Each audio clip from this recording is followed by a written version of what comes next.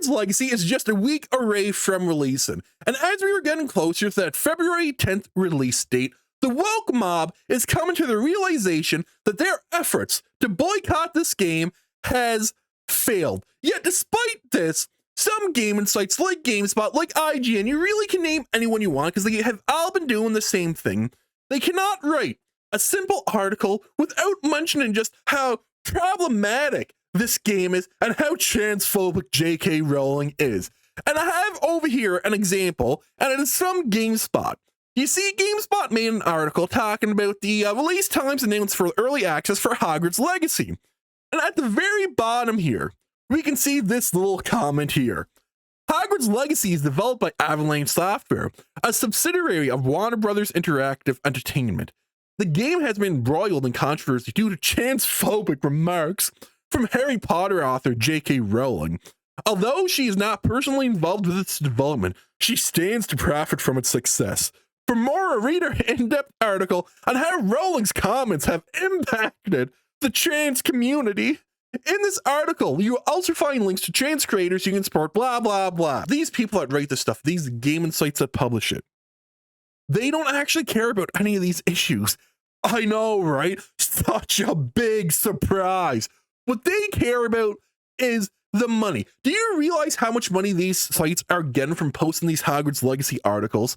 If they truly found this game so problematic, so transphobic, so harmful to the trans community, they wouldn't be layering these articles to be posted. They wouldn't even be talking about Hogwarts Legacy.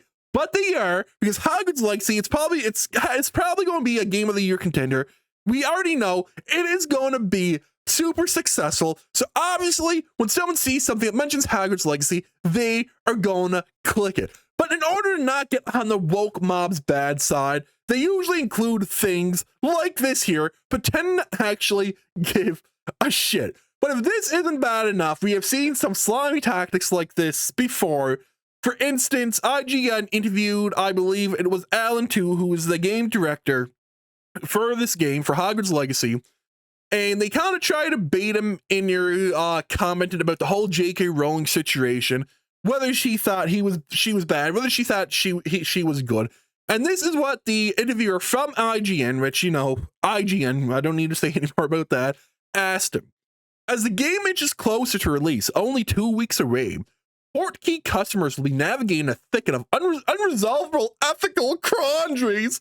Is it possible to divorce the themes of love and belonging, so crucial to the Harry Potter canon, from its mercurial author? Can the resident world ever be reclaimed from J.K. Rowling if she stands to profit from every unit that Hogwarts Legacy sells? I will say this before we're continuing.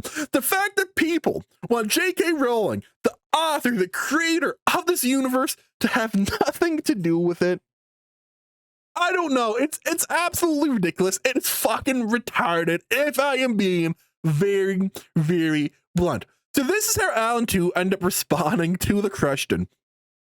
I think for us, there are challenges in every game we've worked on. This game has been no different. When we bumped into those challenges, we went back and refocused on the stuff that we really care about. We know our fans fell in love with the Resident World, and we believe they fell in love with it for the right reasons, he said. We know that's a diverse audience. For us, it's making sure that the audience who always dreamed of having this game had the opportunity to feel welcomed back, that they had a home here, and that is a good place to tell their story. You would think this would be enough, right? But it wasn't, because the interviewer once again asked him a second question, and it was this here. If he himself ever had any second thoughts about working on his IP after Rowling's biases made headlines, and Tudor just reiterated the same statement he said before. Now, this is extremely slimy. They were trying to get Alan 2 to pick sides. They're either trying to get him to condemn J.K. Rowling or to support her. Either or would be a lose-lose situation for him, and Alan 2 end up managing this situation perfectly.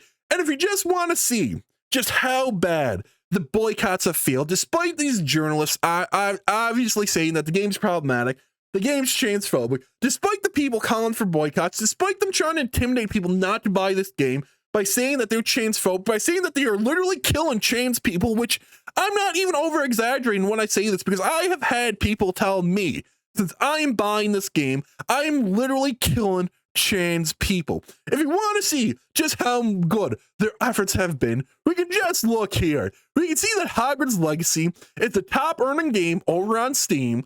We can see that it is the best-selling game over on the Epic Store.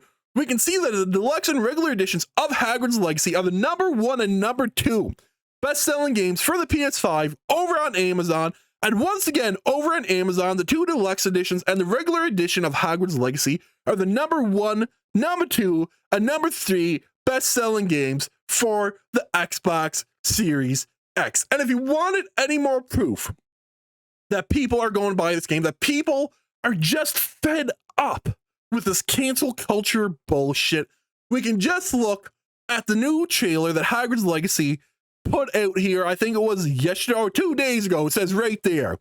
We can look at the likes and dislikes. 85,000 likes to 3.3 thousand dislikes. That should speak volumes about how people are excited about this game. And if it doesn't, if you need more proof, just look at the comments here. I'm sure this will be perfectly balanced. I really hope the herbology mechanics are good, because I tend to neglect craft and alchemy in open worlds. I think I'm going to finally make my character focused on plants. It looks great and the gameplay seems good too. The main thing is environments and the lore. It seems all that has been handled extremely well. Thank you.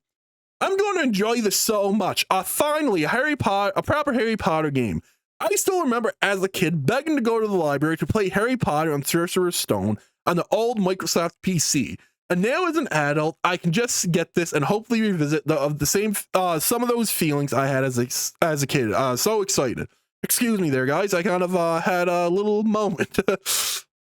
I haven't been excited for a game in a long while. This makes me excited. I cannot wait to explore the corridors of Hogwarts Legacy. And it's all the same stuff here. It's people talking about this game. It's people being excited for it because they want to relive their childhood memories. They actually want to be involved in Hogwarts. And like I said before, this here, it just proves people are sick and tired of cancel culture.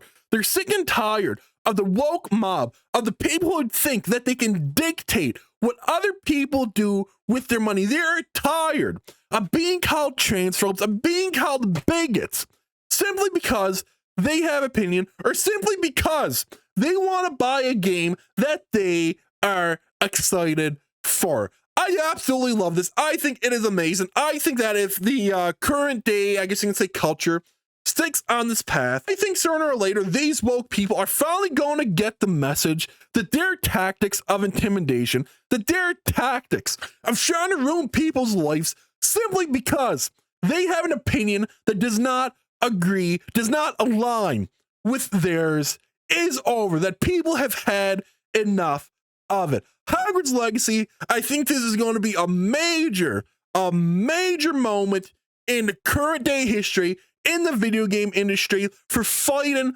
back against the cancel culture and woke mobs. But when this game comes out, the cancel culture mob, the wokies, they're going to try to double down. This is what they're going to do. They're going to try to launch a final attack that is going to fail completely. At least I believe so. Because I have a funny feeling that when this game comes out, when people start streaming it, there's going to be mass flaggings. There's going to be mass reportings on these streamers in an attempt to cancel them simply for playing a game. But in case you guys didn't know, I'm Gamer Geek. Stick around this long, why not hit that like and subscribe button, because it'd really help a fella out. I hope all of you have an amazing and wonderful day, and I will see you in the next video. Peace out.